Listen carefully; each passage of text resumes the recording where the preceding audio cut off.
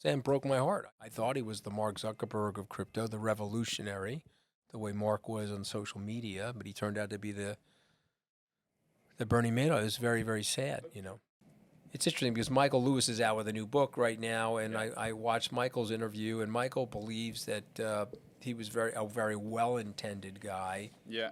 That some rogue things happened to. I'm probably less generous to Sam. Okay. I see Sam as somebody that was using other people's money willfully, and I think he committed the fraud that he'll end up going to jail for. I predict he'll be prosecuted, and I predict there'll be a guilty conviction in his case, because you have 4 of his senior executives that already pled guilty. Yeah. They're all going to be testifying to what they did. So I think it's very unlikely that Sam won't have a guilty verdict in his case. But I see Sam as a tragic figure, and I see what happened to his parents with great tragedy because I have children that are Sam's age, and I liked and I trusted Sam, and I thought the world of Sam.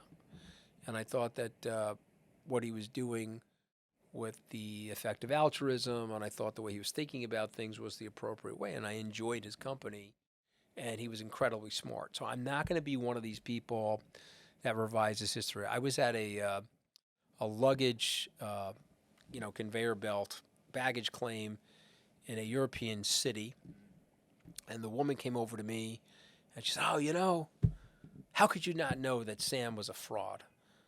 I said, "Well, there's a lot of things that, I got wrong. Obviously, I'm willing to admit that I got the thing wrong." And she said, "I knew he was a fraud." And I said, "You did?" I said, "But you told me several months ago that you had an account at FTX, that you had money at FTX." "Oh, I did." I said, "And so is your money frozen at FTX?" And she said it was. And then I looked at her, I said, "So then how could you tell me that you knew he was a fraud?"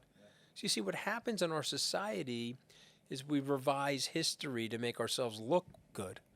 Okay, there's an expression in Italian, I can translate it for you, is that we don't remember things the way they happened.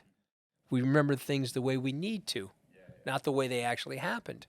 But I think it's very important for me to tell you what actually happened. It doesn't reflect well on me, but I'm willing to talk about it because it's raw and it's honest. And I'll say to you in front of your viewers and listeners, if I can save one person from going through the tragedy that me and my team went through by being on the wrong side of Sam Bankman-Fried, then it's worth it to me to expose my vulnerability.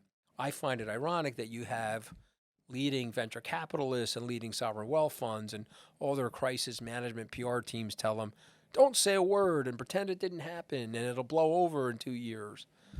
So I'm speaking about it because I don't want it to blow over in 2 years. I want people to look back and say, okay, this guy committed one of the biggest frauds in U.S. history for sure, maybe global history. How did he do it? He also bamboozled a lot of super smart people, including myself. How did he do that? And what were the lessons? So I'm going to give you one big lesson that everybody should think about. When the money is controlled by a very small group of people, they can commit a crime. Okay, Bernie Madoff, he had his brother, his assistant, and an accountant across the Tappan Zee Bridge that were doing the fraud. For Mr. Bankman-Fried, it was his 4 cohorts that committed that fraud. If you have money here at SkyBridge, we have 5 different banking custodians, 3 different accountants, 6 people in our control room. Yeah. Okay, you have so many people involved that there's always going to be a person of conscience that will say, oh, that doesn't work for me. You see what I mean? That's a big lesson that I learned from the whole thing.